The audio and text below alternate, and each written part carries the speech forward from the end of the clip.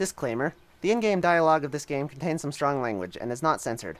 However, the audio that is read aloud has been passively censored. Proceed at your own risk. Hello everybody, welcome back to No More Future. My name's Candy, and this is No More Future Episode 2. You'll notice I may be wearing a lab coat. Did it come from Mary? Good question. I don't know if it came from Mary. We'll find out. So, a little context on this. No More Future did receive a major update since the last time I played. That update completely rewrote the story, but the storyline did stay the same, so we will be continuing from where we left off, but there is some additional context that they've added. I went through and played through the first chapter again. It basically just changed the wording was all it did, so let's get going. You gasp for air like a newborn, slowly, continuously, painfully. You probably look like a maniac right now, finally befitting the madhouse that surrounds you. But you don't care. It doesn't matter. Nothing does. Nothing ever did. And the realization hurts you more than the cancer ever could. Mary looks away for a moment, lost in thought, melancholic. She doesn't seem to know what to say. Perhaps she's contemplating leaving you to your fate, to run away from the sorry mess you've become. You wouldn't blame her. You'd get away from yourself too, if only you could. And yet, she remains. Silent, unmoving, contemplating, pondering over something you can't quite grasp. Beyond the liquid curtain that veils your gaze, she remains bold and stoic, like a pillar holding the madness that is the ceiling from crumbling on top of you. You stare at her intently as your body trembles, your lips freeze, as your eyes almost go blind from all the tears. With nothing left for you, all you can do is wait. Wait, and wait, and wait. Until suddenly she turns to face you yet again, an almost malevolent smile on her face. Life is freaking unfair, isn't it? Go on, you're right to say it. It's true. Nobody will admit it, but it's true. You work and work and work, and all for what? For life to slap you in the face and call you her... I'm not going to censor this video, just because they've changed the wording a bit, and yeah. So watch at your own risk. You in the face and call you her so-and-so. Piling problems upon problems on your back until it breaks. What did you do to deserve this? What did we do? What is life punishing us for exactly? For existing? For daring to try and live against all odds? Doesn't it make you mad? Doesn't it make your blood boil? All these years of studying and working and doing all you can to live a meaningful life. And this is how the universe repays you? With brain cancer? You feel a need to reply, but you cannot bring yourself to utter a word.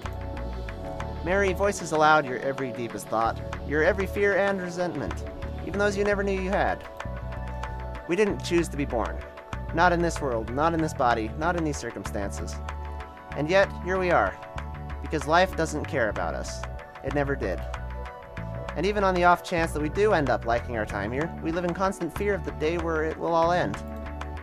Such a miserable existence spent fearful and cowering before the whims of fate. Don't you find it unacceptable? Don't you long for agency like I do?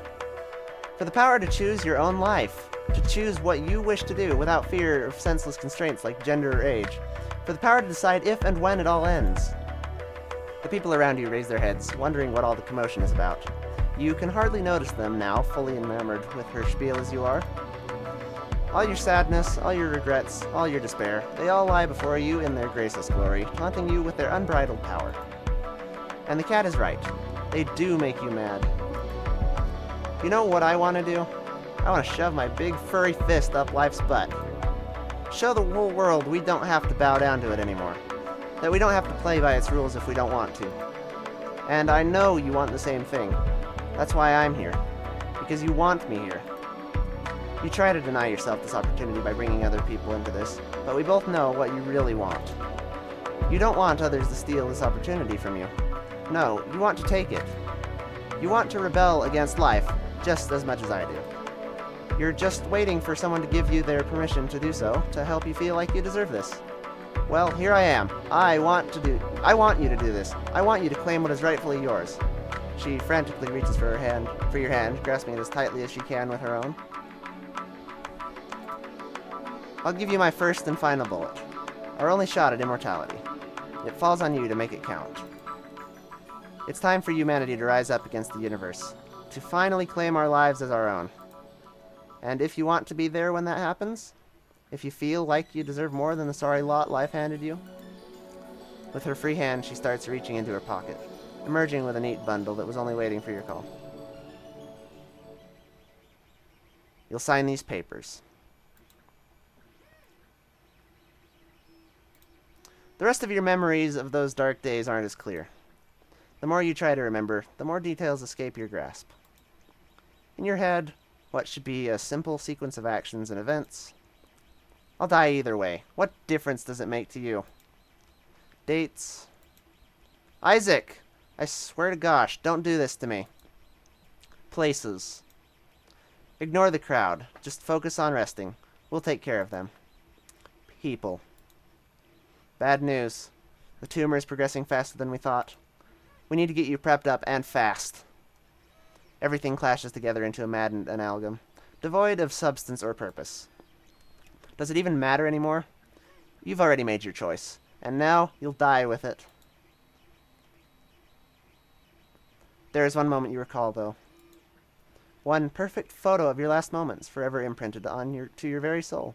Its details crystal clear even now. You recall a dark room hidden far beneath the earth. You recall many faces staring down at you from windows all around, either working on computers or merely watching as you draw your last breaths. You recall a deep mist, cold and damp, stalking in the corners of the room, sometimes even seeping through the glass you were looking through to tickle your skin and chill the blood in your veins. Well, perhaps that was simply your vision starting to fail you. You were in a laboratory, after all, not a haunted mansion. And yet, in those final, decisive moments, recognizing truth from falsehood had become quite a challenge, as though reality had lost its touch on you somehow, replaced by something else.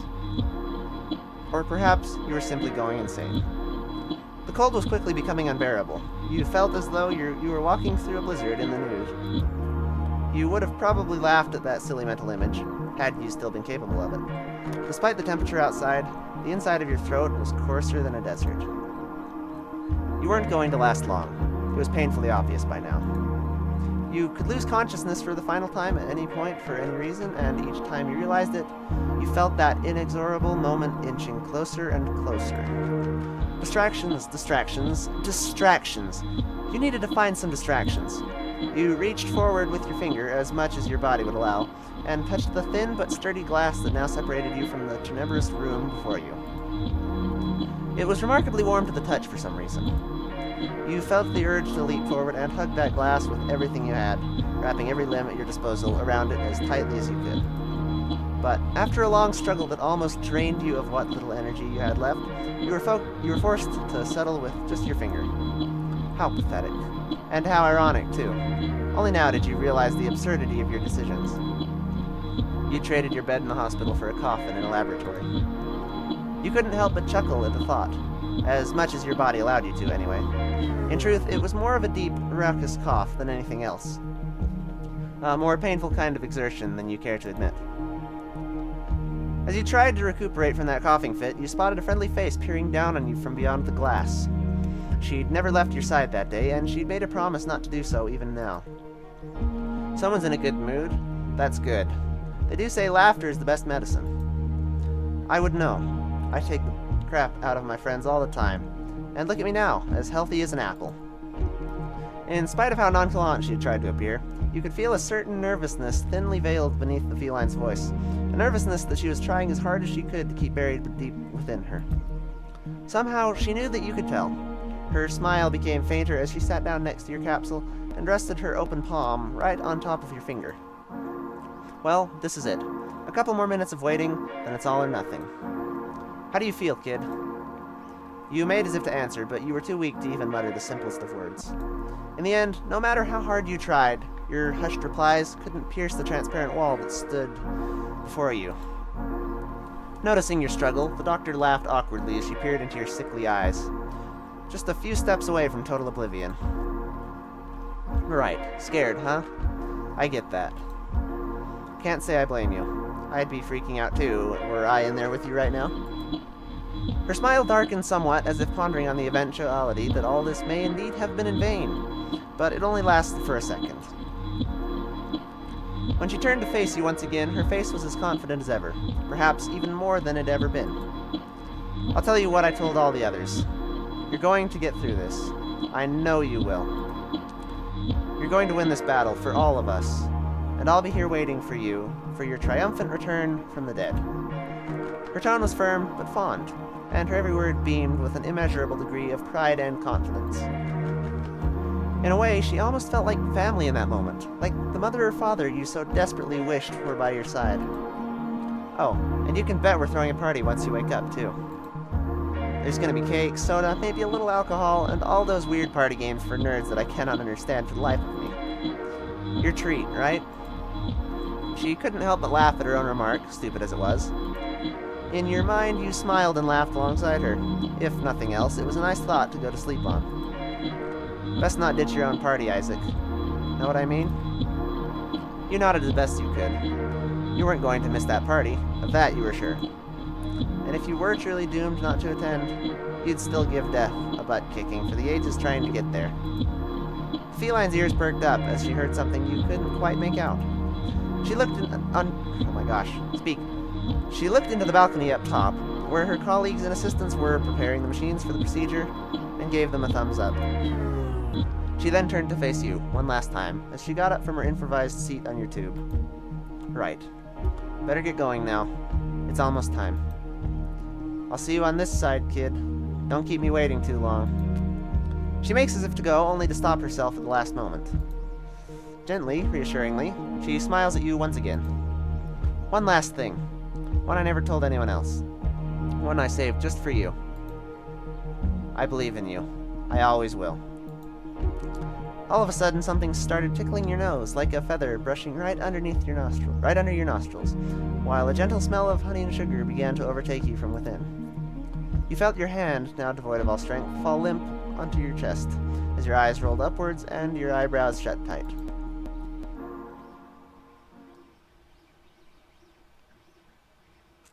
After that, you felt nothing at all.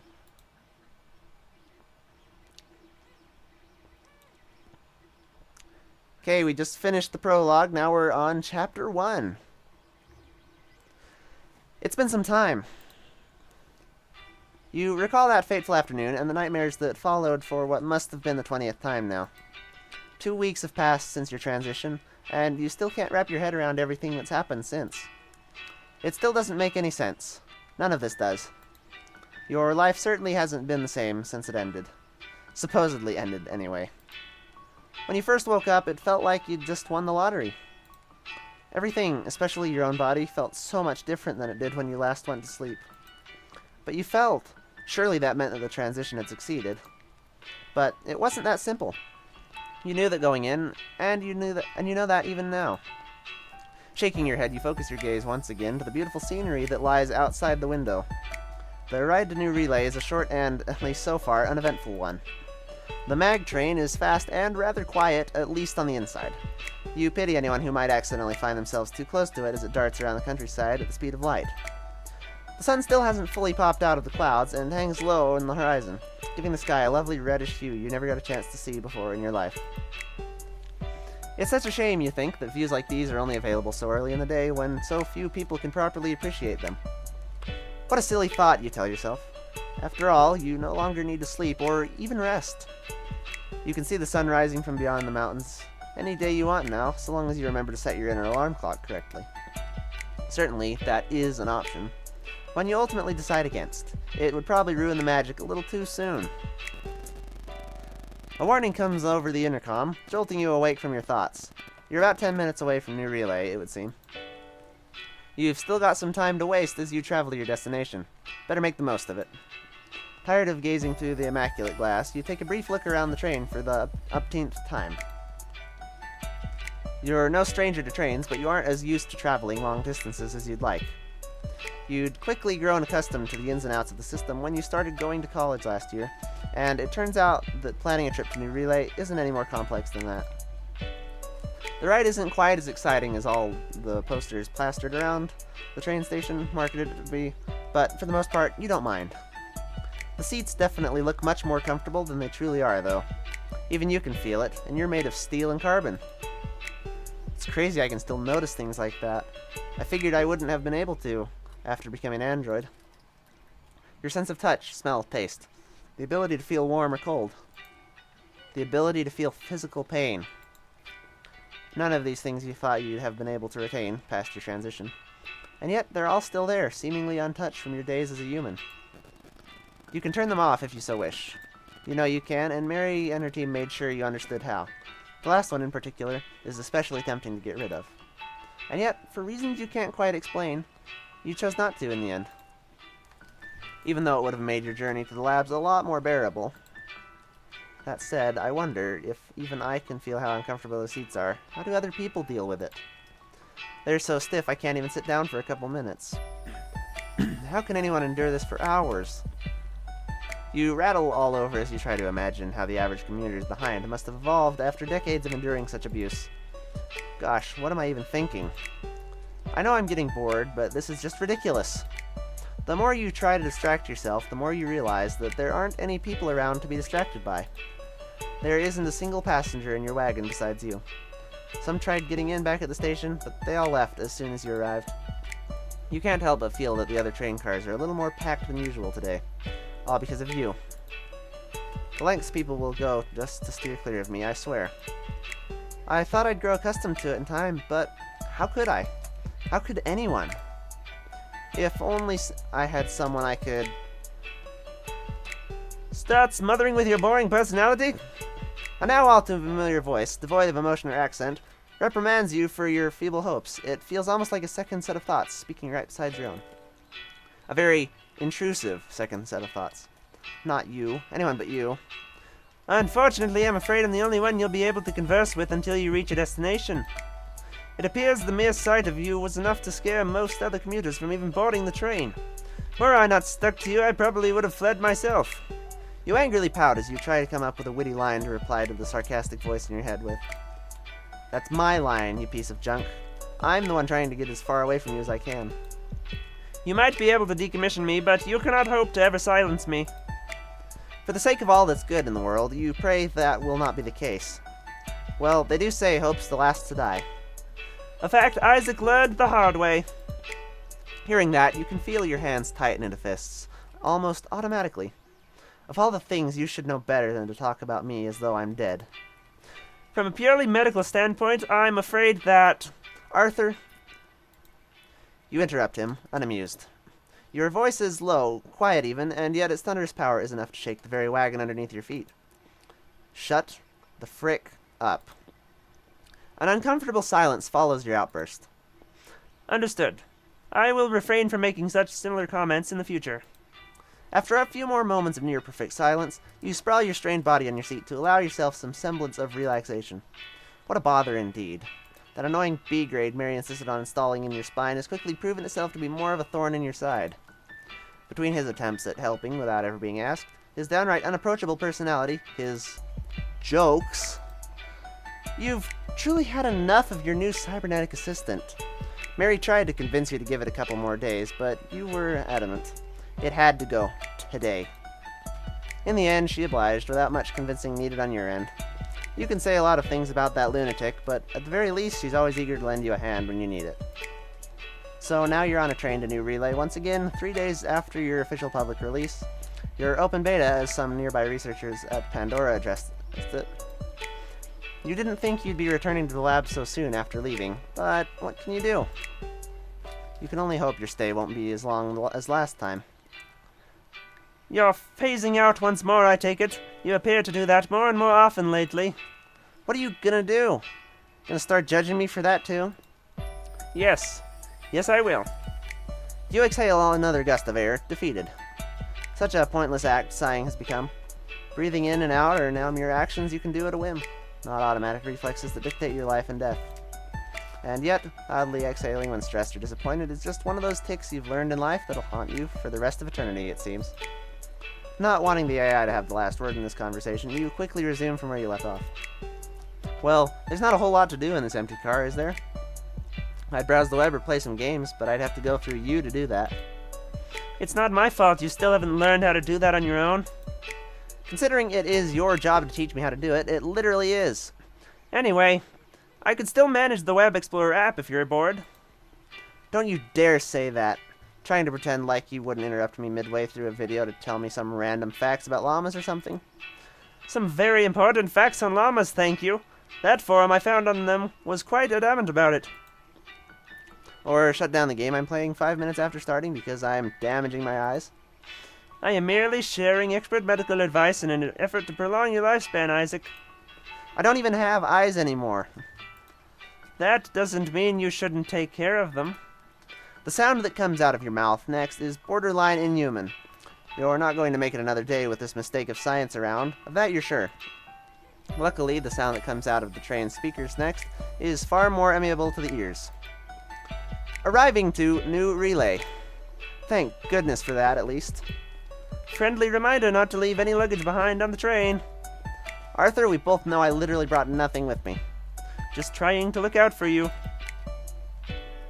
You decide that you've wasted enough time arguing with this brainless AI and get ready to leave as soon as the doors open. Thankfully, it only takes a few moments for the familiar shadow of the station to come into view behind the glass windows, followed soon after by the train's brakes working their magic beneath the car. You pray that the rest of the day will go by a little faster than your morning did. When the doors open, it really feels like you've stepped into a different reality. Compared to Bloomberg, still stuck someplace between the past and the present, New Relay feels like a city decidedly projected into the future, train station included. Though parts of it are just the same as they were 100 years ago, its ancient architecture preserved for the sake of posterity, the impact of progress is undeniable. The sun shines through the glass roof onto the platforms below, basking the area in a warm red light. The hedges that adorn the boarding platform acquire a soothing, almost blue tinge at this time of day. In the distance, on the other side of the platform, you can see a large hollow board, tinged in white and light blue, highlighting a list of incoming and outgoing trains for all to see. Must be the work of the station's AI. Good to know C grades at least are useful as ever. Wow, rude. Just stating facts, friend. And friend zone too? Truly the worst day of my non-life. Ignoring the nonsensical musings of your AI assistant, you step off the train and onto the delicate yet sturdy floor of the station proper. You half expected the tiles beneath your feet to crack and shatter under your weight, but they hardly seem to notice you amidst the sea of people walking to and fro in the morning rush. As you're busy pondering these things and taking in the sights of the always mesmerizing building, you start to notice some oddities hanging around the place. Small lights linger in the air, spread all over the place without rhyme or reason, sometimes even floating around as if possessed by a will of their own. Arthur? What is it? I'm not imagining all these little light orbs flying around, am I? Little light orbs? Yeah. You can see them, right? In honor of our friendship, I'm inclined to agree with you. However, lying to your friends isn't very nice. So it's a no. Well, can you run a quick check and figure out what could be causing this? Analyzing. Analysis complete. Results are inconclusive. Hardware is operating at 100% efficiency and no viruses have been detected in your systems. Furthermore, I cannot spot any abnormalities in your visual processing software. I detect no changes compared to the standard settings. Are you sure you aren't making this up? Of course not. I'm not you.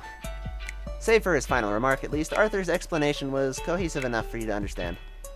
Unfortunately, that doesn't make it any less scary. Well, is there anything you can do about it? Regrettably, no. I cannot do anything about an anomaly that does not exist. I'm literally seeing weird lights floating around the place. It definitely exists. In honor of our friendship... Shut. This is getting ridiculous. Though your annoyance with Arthur aside, you have to admit, those cute little wisps definitely do play their part in giving the place a wonderful, eye-catching atmosphere. You never saw anything quite like this back when you were human, not by a long shot. It's a small addition, but it already feels like a whole new way of viewing the world around you. They almost look like fireflies dancing in the night above a flowery meadow. Not like you would know. Fireflies haven't been spotted in the American countryside for a couple decades at least. Some even speculate that they're extinct by now. Were it not for those old photos your family showed you as a kid, you wouldn't even know what to compare this phenomenon to. Alright, Isaac. Enough is enough. You can ask Mary about this stuff later. Until then, just focus on getting to the labs. The scientists and her team are waiting for you, after all, and you're all too eager to meet them on time. And that's where I'm going to leave us off today. Stay tuned for the next episode. Let's just say that there's some really intense stuff that comes up That's going to be in the next episode, so watch for the next episode. Keep notifications on. Like and subscribe if you want to. I'm not going to force you. There's nothing I can do if you don't, so... Anyways, today I was testing out my lavalier microphone. If you saw my previous video, not the No More Future one, but the Overwatch one, I was testing my lavalier microphone. Got a clip to my hat right now. And it seems to be picking up my voice pretty well. I checked testing recordings. So, anyways, I'll see y'all in the next video. Toodles!